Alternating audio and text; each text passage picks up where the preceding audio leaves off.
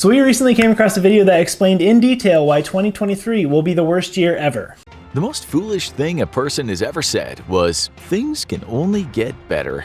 As you'll see today, it's all unrelenting horror. Things are sometimes not your friends. Things can sucker punch you, torment you, torture you. Don't ever rely on things again. And the truth is that 2023 might be really hard. We have no idea what's to come. The world is in kind of a crazy place. So there's a lot to be worried about. But today we're going to talk about the one unspoken factor in all of this that will really make or break your year, and that is you.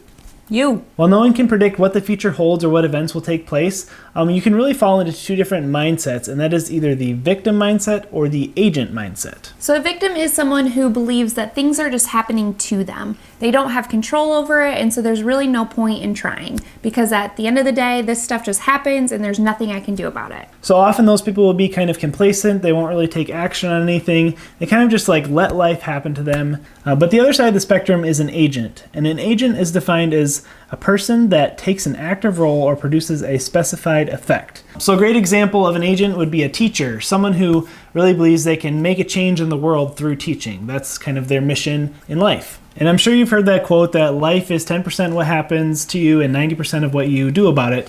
Today we're going to share two examples about how acting as an agent or having the agent mindset in our life has made a huge difference for us. So right after Jamie and I first got married, we bought our first little house to live in. We paid $48,000 for this thing, and it was a wreck. It needed a ton of work, and one of the main things it needed was siding. Well, this is something that we don't do or don't know how to do, and so we had to hire this out. So our 21-year-old selves thought, I know, we'll find somebody on Craigslist to do it. Bad idea. So I Craigslist, siding contractor or something. Get a quote from a guy. Seems pretty reasonable. And he says, I can start on Monday. So we were like, great. What do we have to do? And he says, well, you just need to put a down payment of $3,500 down in a check today, and then I'll be here on Monday. And we were like, okay, that sounds great. He was super nice, very personable, seemed very legit. So we hand over our money, which as 21-year-olds, that was pretty much all we had. Yep. But our siding, it needed to be done for our house. It was like peeling paint. It was just really, it was bad. Monday comes around, 8 a.m., the guy doesn't show up. So we're like, that's weird. Maybe he's going to be here at 9. Hours and hours pass by. He is reaching out to us. He's telling us that he's going to be there, but ultimately he never shows up. He took our money and ran. It was our savings. It was something we saved up for since we bought this place. And in these cases, nothing to show for it. A newlywed couple, their new home, a foreclosure, a fixer-upper. He told us all this extra stuff he was going to do for us. They cut him a big check to get the work started. And he cashed it within the hour. They say that was the last they'd see of any sort of haste from Tenelsoft. Then it was excuse after excuse, not there and no show.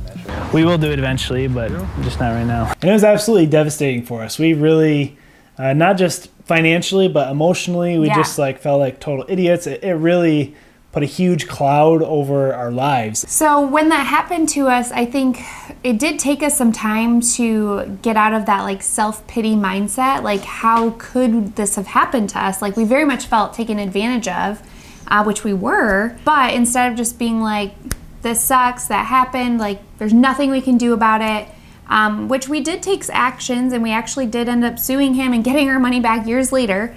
But that's not really the point of our story. The point is that we kind of dusted ourselves off, picked ourselves back up, and eventually we went on to continue to pursue real estate. We learned to always check for business licenses and their rating on the BBB, and always check for reviews when we're hiring contractors. And so we, each little step we've taken in real estate, we have learned, we've had a lot of mistakes and a lot of times we've fallen down, but anytime that this happens, we learn, okay, next time, we're not going to do that. Yep. And so you get back up and you keep going. And we've dealt with, hundreds of contractors since then, and we've learned, like Sarah said, and now where we're at now, we absolutely have no regrets in whatever we've done because we've continued to get back up. So we could tell you so many stories of times when our rental properties were a complete disaster, or where we made a mistake or something bad happened.